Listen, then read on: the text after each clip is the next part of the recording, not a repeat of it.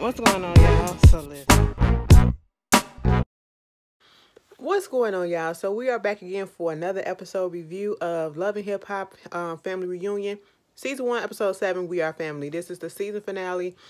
Truth be told, I didn't really want to do it, okay? Because, I don't know, I just didn't have the desire to do it today. Like, today just been a tiresome day. I didn't get no, listen, I came back from the doctor, y'all, and, I went to the doctors for what? Okay, this is the quickest doctor visit I ever had. All right, I was literally in there for a good total probably of 10 minutes. You know what I'm saying?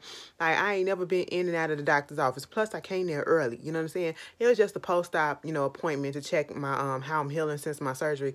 And he looked at my stuff and he was like, "Okay, good, you can go now." I said, "Bitch, what?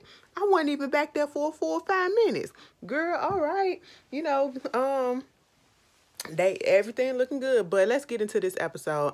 So we start the episode off with Trick Daddy and his son. They're in their rooms and he's up in there cooking steak. Joy and Trina come in there, and I think what I have a problem with this whole thing is because you call it the family reunion, but yet we've only focused on like a few people out of the whole entire people that was there. Why was Ray J there? Truth be told, we didn't need Trina. Why was she there? Did she need a check? We did need Joy because we barely saw her. Okay. We barely saw most of the cast. So it's a little confusing, but then we see them in there and bitch, Trick Daddy told his son, cause Jalen said, this is what my daddy said. My daddy said, if I do a girl or whatever and I ain't got no condom, just go ahead and go get her a Plan B pill the next day. Even if I ain't got no condom, go ahead and hit and get her a pill the next day. Bitch, I said take him away from him, okay? Call DCFS. I know that boy 19 years old or whatever, but call DCFS, okay? Call Child Protective Services because this is not the way to go, okay? This is not the way to go. I said, Even Joy and them, they was like, what type of mess is this? But then, Trick had gave him a microphone. He wanted him, to stay in school, but, Jalen do want to pursue some music or whatever, but he also wanted him to stay in school and get his education. Later on, we saw that Sierra, where'd I get that from? Sierra, she's about to plan a little birthday party, belated birthday party celebration for Carly Red since they back together. That's basically what was going on. And then they was supposed to have cause this is the last day and everybody's talking about how they're faring throughout the whole thing, what they came to the thing for. Ray J said, this was a good time. We became a small, close-knit family. April talking about I still didn't get closure from Drew, and I'm still kind of mad at him. For what? For what? Truth be told, after I watched it again and I looked at it, I was just like, even if he went back and messed around with one of his friends or one of his exes, girl, what they got to do with you? He can do that because he's not in a relationship with you, okay? So as long as he didn't cheat on you with that person, why are you upset? All right? I don't get it. Anyway, move the freak on. So they gonna do a talent show. They got everybody there. They got a cookout, Mama D cooking and everything. And before, they get into it, they want to pass some things down to the next generation, whether it's some words of advice, some wisdom, some, family heirlooms or whatever. Mama D passes down a Bible to Scrappy. Now, see, that would be fine. That would be fine if she didn't say, she did say that the family was heavily in the church or whatever. And then she said, in the family, on her side of the family, there's a 150-year-old Bible that they have, okay? I'm thinking that they finna pass that Bible down, okay? I said 150 years old. That's historic, okay? That's some history right there. You know what I'm saying? That is amazing. Bitch, I looked at that Bible. Mama D just went and brought that Bible. I said them pages is too white and too crisp. And giving it to Scrappy and crying and all that stuff like that was the real Bible. I said, bitch, if you don't get out of here. Then you got Trick Daddy said, listen, I done gave Jalen a goddamn microphone earlier.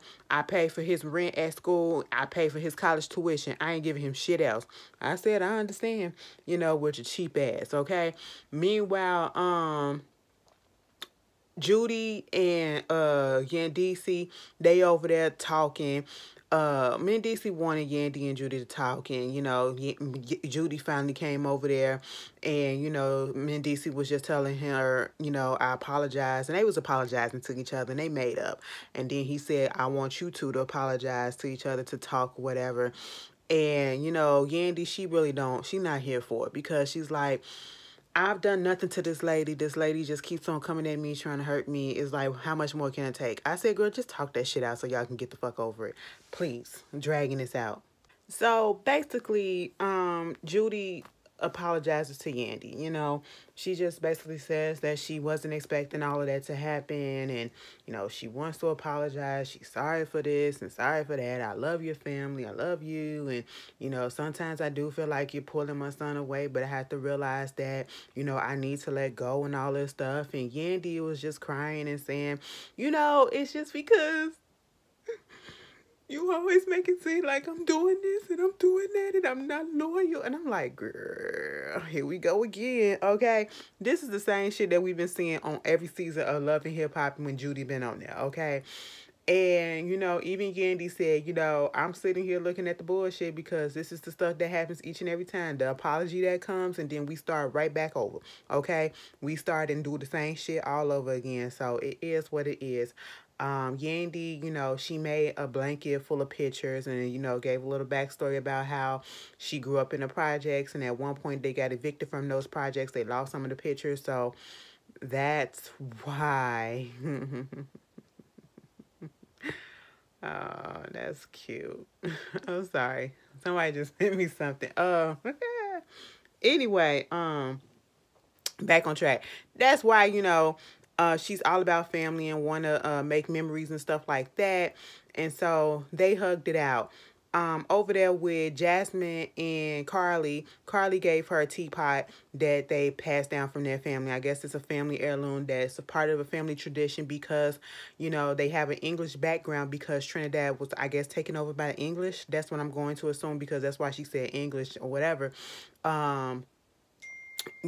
She that's why they drink a lot of tea, And Jasmine, she just, I don't know, like she wasn't seeming appreciative of it. Like she probably was appreciative of it, but she wanted more, and she kind of explained it as she wanted her time. She wants her mom. And I know we can sit here and judge her and be like, girl, you 26 years old, grow the fuck up or whatever. But childhood trauma and childhood issues stay with us. And it comes out at any moment, no matter how old we are. You know what I'm saying? That shit still hurts, especially if it's unresolved issues. And she has abandonment issues, it feels like. And, she just wants her mom to be there. And she wants Carly to understand that I just want you to be there. And I'm like, why don't you just say that? But then again, she probably has said that, but Carly just don't understand it. She's not getting it. It's not clicking with her that, like Jasmine said, yeah, you can buy me this and you can give me this, but what I really want, you fuck all the material stuff. I just want more time with you, because she didn't have that. She said, it was nice seeing everybody here with their family unit and being a family, because that's not what we've done. And Carly even went on to say in her confessional that, it hurts her to hear her say stuff like that because she had to do a lot of sacrificing to make it so that her daughter can live comfortably. And she wasn't around a lot because she had to work. She had to do things she didn't want to do. And that is a relatable story that a lot of parents go through, especially single mothers. I'm not able to be there, or fathers or whatever. I'm not able to be there as much as I would like to because I'm out here working umpteenth jobs so that you won't have to grow up the same way that I grew up, or you can have a better life, or you can just be in a safer position or whatever. You know what I'm saying? So that's what it's saying. Like, I don't know. Carly and her daughter really need therapy. They really need to sit down and talk, especially the daughter, because she's holding on to all this stuff. The way she broke down in that confessional, just talking about how she just want her mom. Like, and I can attest to that. I'm a mom's girl, okay? Like, I wouldn't know how that feel, and that probably would hurt me if I felt shunned by my mom, you know what I'm saying? Or if I felt like I wasn't getting enough time or whatever, I'm gonna tell you this one point. I honestly, and I'm the oldest. I had this one particular point in time where I actually felt that my mom favored my younger sister over me. You know what I'm saying? Because she was doing a lot more than I was doing at the time because I was doing other things with myself, and then my sister was helping out a little bit more, and we had a whole conversation on it, and that wasn't even the case. You know what I'm saying? So all it takes is communication. You know what I'm saying? So, bitch, I be getting deep with y'all. I be getting deep with y'all and putting my business out there. God damn. Wait, since when has Ashley been this open? Jesus. But anyway, that was going on. Jock gave his son, after talking about something, we don't know how much time we got going on. He tried to make it sound so deep to give his son a Rolex. Okay, that was cute, and basically that's what was going on. They're about to get ready and have a talent show. So, they're getting ready for Carly Red's little belated birthday party. Jasmine is really here for everything. Mama D taking credit for bringing everybody together and all this shit. Jasmine, she just really hopes that her mom heard what she was saying and see the love and everything that everybody is giving her, whatever. And she thinks that the idea for this birthday party was a really good one. When Paris was talking about Ray J, I ain't gonna lie, that stuff was funny. That was funny. When she was like, why did they put my room next to his, okay? I don't know if he's going through a midlife crisis, but that man has played One Wish because that's his one and only true hit, okay? Even though he got a couple of cuts on his belt, I ain't even gonna lie, I ain't gonna do Ray J like that. Sexy can I? That's my shit. And wait a minute, okay? Let me tell you something. One of those albums that has the one that had Sexy Can I on there, that was a good album. I ain't even gonna lie. And to me, I'm gonna be quite honest. Ray J can't sing, okay? He can hold a note, but he ain't no singer. He ain't no Brandy. You know what I'm saying? He got whatever was left over Brandy Horse vocal cords, okay? That's what he got left over. He got the leftover sauce. You know what I'm saying? But she said he keep on playing that song One Wish at least 5 times a day. Because he know he ain't going to ever get a new one, bitch. Okay, he tried, but he ain't never going to get another one. And that's sad. That's sad. And girl, I would never want to be an entertainer because I couldn't deal with that. But, anyway, moving on from that, so, all the people were out there, they waiting for Carly to show up, and then, April come out there, you got Fizz out there, and she up in her feelings about him, and he this, and he that, and, you got Sierra, and, I think it was Bambi or whatever, basically, you just got two people that still got passion for each other, and they love each other, they just being stubborn and all this stuff. Girl, we don't care no more. We don't care no more.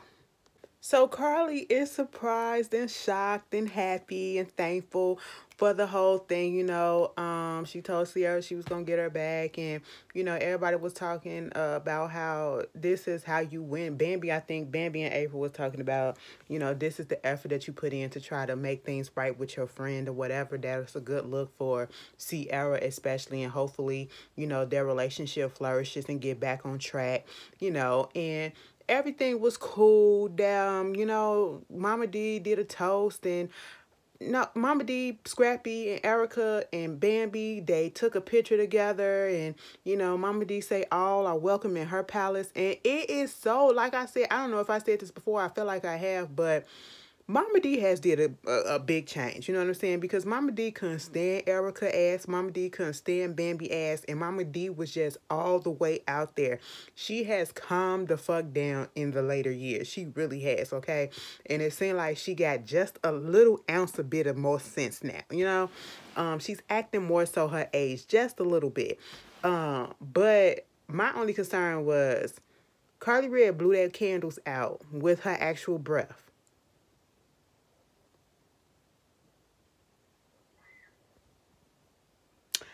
Did y'all eat that cake? In the age of Corona, I don't care if you got tested, bitch.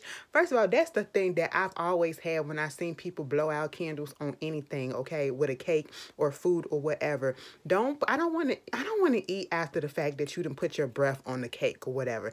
That is disgusting. That is unhygienic, okay? I don't care what nobody say. That shit gives me the fucking creep. It makes me cringe, all right? And I don't eat it. You better fan that bitch, okay? That's what you better do. Fan it, you know what I'm saying? And in the day of Corona, we ain't blowing out cakes these days. Get a plate and fan that shit.